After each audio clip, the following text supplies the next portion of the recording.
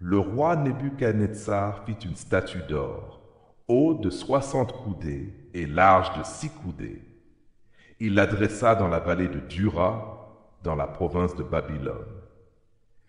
Et le roi Nebuchadnezzar fit convoquer les satrapes, les intendants et les gouverneurs, les grands juges, les trésoriers, les jurisconsultes, les juges et tous les magistrats des provinces pour qu'ils se rendissent à la dédicace de la statue qu'avait élevée le roi Nebuchadnezzar. Alors ces hommes furent liés avec leurs caleçons, leurs tuniques, leurs manteaux et leurs autres vêtements, et jetés au milieu de la fournaise ardente. Comme l'ordre du roi était sévère, et que la fournaise était extraordinairement chauffée, la flamme tua les hommes qui y avaient jeté Shadrach, Meshach et Abed-Négo. Et ces trois hommes, Shadrach, Meshach et Abed-Négo, tombèrent liés au milieu de la fournaise ardente. Alors le roi Nebuchadnezzar fut effrayé et se leva précipitamment. Il prit la parole et dit à ses conseillers, « N'avons-nous pas jeté au milieu du feu trois hommes liés ?» Ils répondirent au roi, « Certainement au roi. » Il reprit et dit, « Eh bien, je vois quatre hommes sans lien qui marchent au milieu du feu et qui n'ont point de mal. Et la figure du quatrième ressemble à celle d'un fils des dieux. » Daniel 3, les versets 1 à 30. Le terrible examen, le test suprême, la tribulation ardente, le défi mortel. Frères et sœurs bien-aimés, pouvez-vous imaginer la terreur qui glace le sang quand résonnent les instruments de mort ordonnant l'adoration forcée?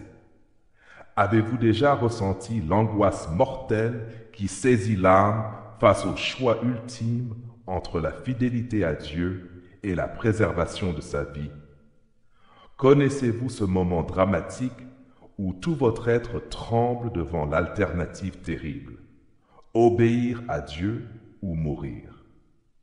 Mes bien-aimés, nous voici transportés aujourd'hui au cœur de l'une des épreuves les plus saisissantes de toute l'Écriture.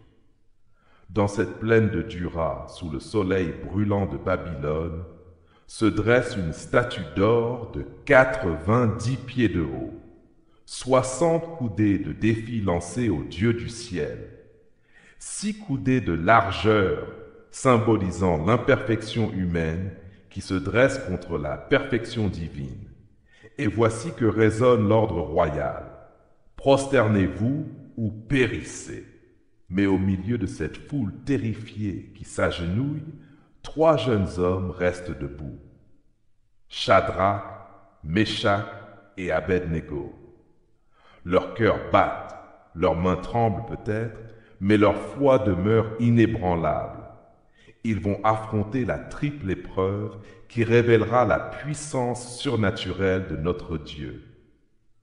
Aujourd'hui, suivons-les dans cette vallée de l'ombre de la mort où va éclater la gloire divine.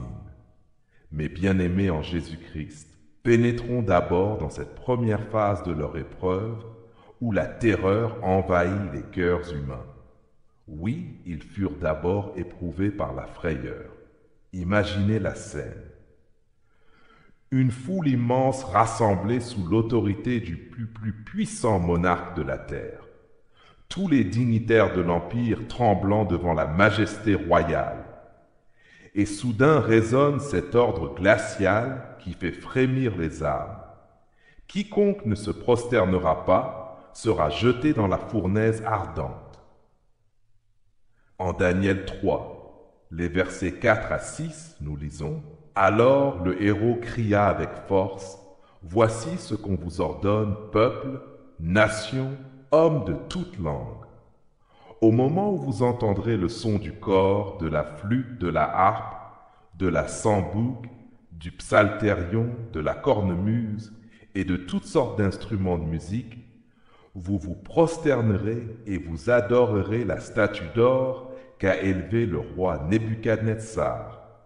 Quiconque ne se prosternera pas et n'adorera pas sera jeté à l'instant même au milieu d'une fournaise ardente.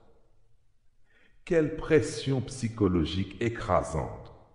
La peur est l'arme favorite de Satan contre les enfants de Dieu.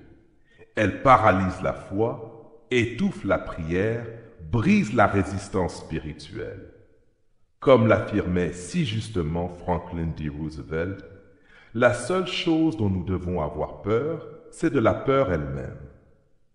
Pourtant, nos 3 héros résistèrent à cette première vague d'intimidation. Ils refusèrent de laisser la crainte humaine étouffer leur révérence divine. Leur foi s'enracina plus profondément que leur terreur. En 1 Jean 4, le verset 18, nous lisons « La crainte n'est pas dans l'amour, mais l'amour parfait bannit la crainte. Car la crainte suppose un châtiment, et celui qui craint n'est pas parfait dans l'amour. Leur amour pour Dieu vainquit leur peur des hommes. » Bien-aimés du Seigneur, après l'épreuve de la frayeur, observons maintenant cette seconde vague, où la colère royale se déchaîne contre leur résistance spirituelle. Oui, ils furent ensuite éprouvés par la fureur. Quand Nebuchadnezzar apprit leur désobéissance, sa fureur explosa comme un volcan. L'orgueil humain ne supporte pas qu'on résiste à ses caprices. Sa rage se transforma en persécution ouverte, en menace directe, en ultimatum mortel. En Daniel 3, les versets 13 à 15, nous lisons « Alors Nebuchadnezzar, irrité et furieux, donna l'ordre qu'on amena Shadrach, Meshach et Abed-Nego. Et ces hommes furent amenés devant le roi. Nebuchadnezzar prit la parole et leur dit « Est-ce de propos délibérés, Shadrach, Meshach et Abed-Nego, que vous ne servez pas mes dieux et que vous n'adorez pas la statue d'or que j'ai élevée ?» Remarquez cette escalade tragique. D'abord la frayeur collective, maintenant la fureur personnalisée. Le roi les confronte individuellement, espérant briser leur résolution par l'intimidation directe. Mais écoutez leur réponse héroïque.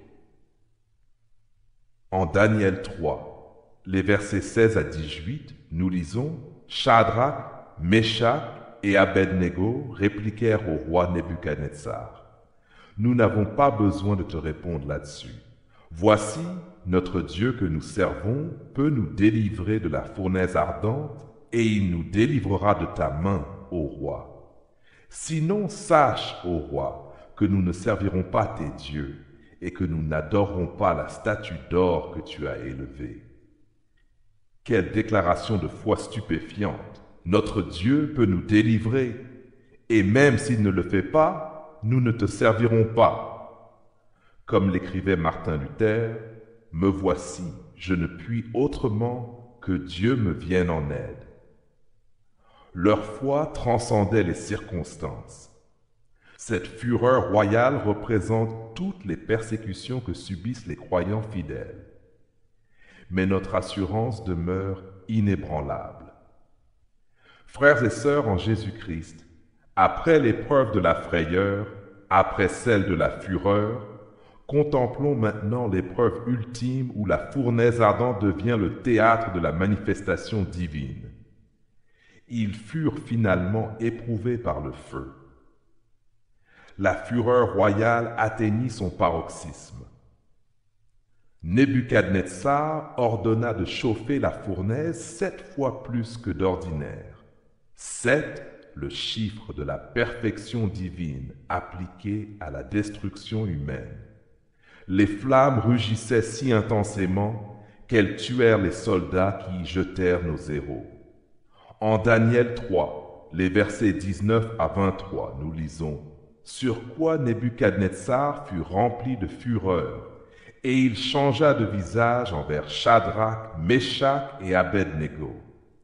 Il reprit la parole et ordonna de chauffer la fournaise 7 fois plus qu'il ne convenait de la chauffer. Puis, il commanda à quelques-uns des plus vigoureux soldats de son armée de lier Shadrach, Meshach et Abed-Nego et de les jeter dans la fournaise ardente. Mais voici le miracle des miracles. Au lieu d'être consumés, ils marchèrent librement dans les flammes. Et plus stupéfiant encore, un quatrième homme apparut avec eux.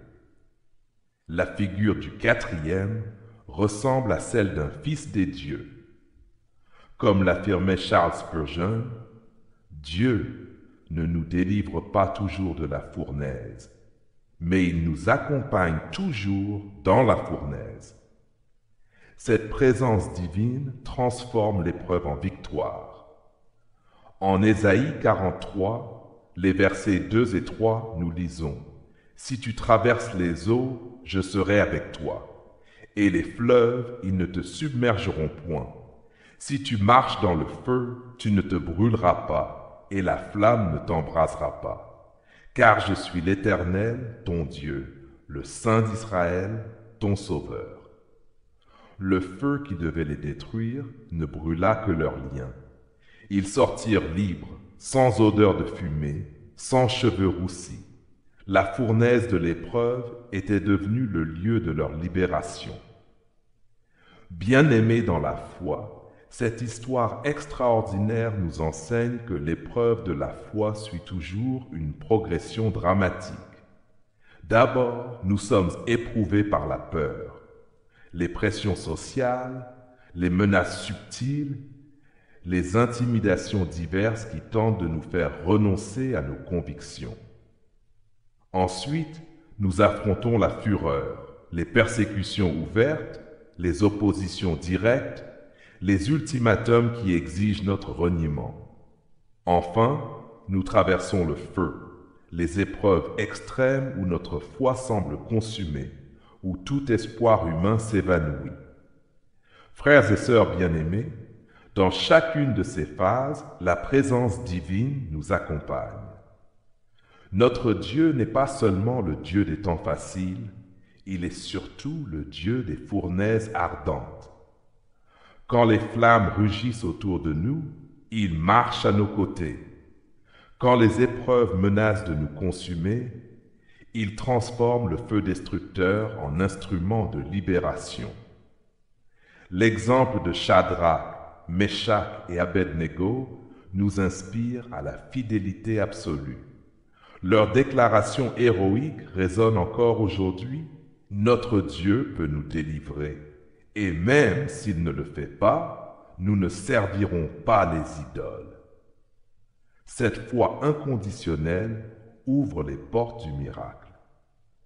Dans la première épître de Pierre, le chapitre 4, les versets 12 et 13, nous lisons « Bien-aimés, ne soyez pas surpris comme d'une chose étrange qui vous arrive, de la fournaise qui est au milieu de vous pour vous éprouver. Réjouissez-vous au contraire de la part que vous avez aux souffrances de Christ, afin que vous soyez aussi dans la joie et dans l'allégresse lorsque sa gloire apparaîtra. Que cette histoire nous fortifie dans l'épreuve, que cette victoire nous encourage dans la persécution, car notre Dieu demeure le même hier, aujourd'hui et éternellement. Qu'il en soit ainsi. Amen. Amen.